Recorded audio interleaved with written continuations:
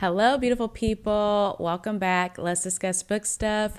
I'm just trying to do a quick follow up for you guys regarding Tori Woods and that whole situation. I do want to start out by saying thank you guys for, being understanding and giving me grace in my last video, because I guess you guys can really tell, especially I felt a little childish talking about some of these difficult topics, really.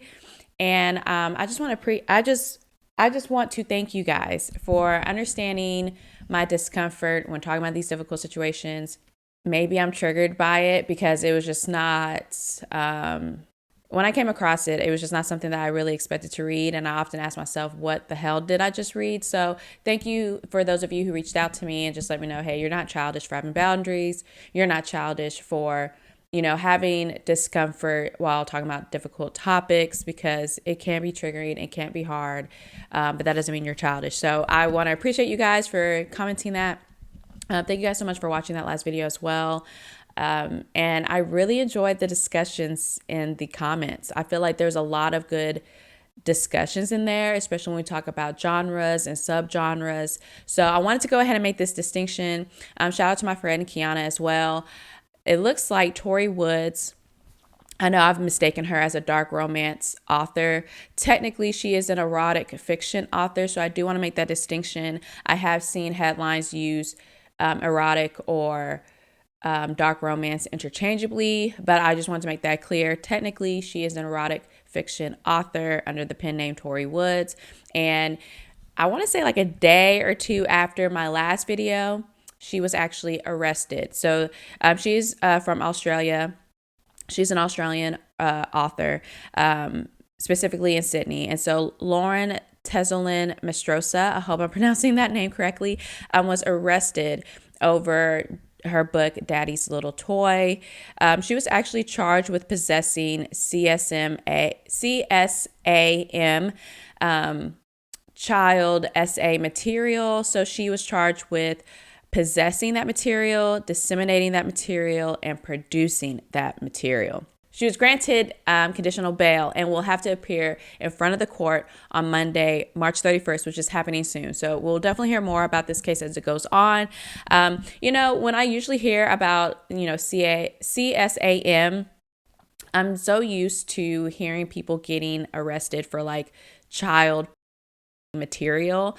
It never really crossed my mind here in America, at least, that when we write fictional books, that is also a part of that. So I know a lot of people were very happy and excited that she actually got charged. I know Australia does not play these games, so it'd be very interesting to see, how does everything pan out.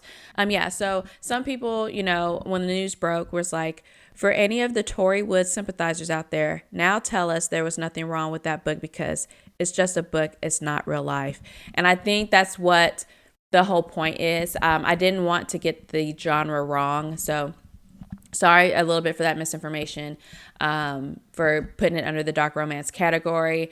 But the conversation still remains the same, and I've seen this come up in dark romance too, or any fictional work really, especially when you're dealing with taboo, especially when you're dealing with, topics that most people do not understand or maybe do not agree with, or like a lifestyle or anything like that. The conversation still remains the same despite the genre. If you read a lot of things, even though it's fictional, does that mean it's okay? Does fictional work, release you from any and all responsibility of the harmful things that is in said book that is then given out and released to the world? Because it has that fiction on that, does that mean it's okay? I was just kind of surprised, I guess, because I just haven't heard of a case like this in America, and there probably has happened, or I also heard that Australia and some other countries have a little bit more like stricter rules, especially when it comes to CSAM. They don't play about that, whether it's in a book, whether it's on film, if you're depicting imagery, because in that book, Daddy's Little Toy, it's not just the fact that nothing happened intercourse wise until she was of age. It's also that alludes to this man, you know, the dad's best friend, has been around this girl, has been fantasizing about this girl since the age of 3. And, you know, there's this illusion and concern that is also depicting grooming and how it gets into this.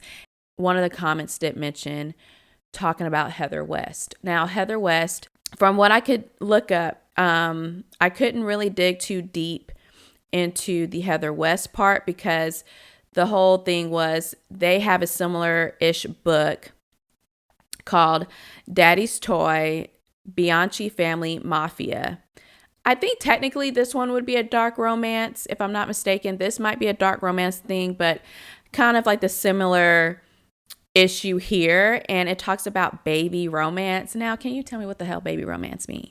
This is where things get crazy and confusing because we have all these categories, we have these genres, then we have these subgenres, then we have these tropes, and then we have these hashtags. And I would like to know, what is a baby romance? What does that even mean?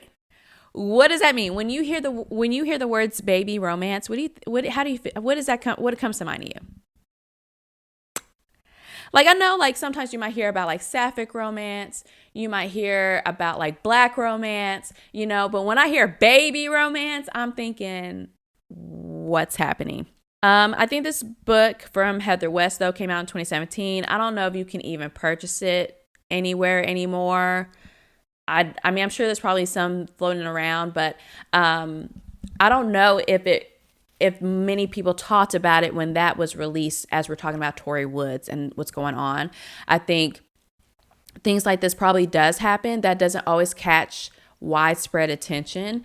But yeah, I just really want to give you guys that little update, you know, and just thank you guys once again for understanding like how difficult these topics can be to talk about and make me feel uncomfortable and literally malfunction. So yeah, I just want to come back, give you guys an update on that regarding that whole thing. And then yeah, also, do you guys know about Ash Trevino? First off, I'm not on TikTok anymore. That's a long story in itself, but I have my time back now that I'm not on TikTok. But I do watch other people's YouTube commentary about Ash Trevino, and I guess she's trying to get into the book talker space. So if you have any information about that, feel free to send that my way. I have Instagram at the Skylife. I'm on Threads as well. So feel free to send me any information or clips that you have regarding that. But it's kind of interesting, especially if you know Ash Trevino's history and like all the controversy surrounding her.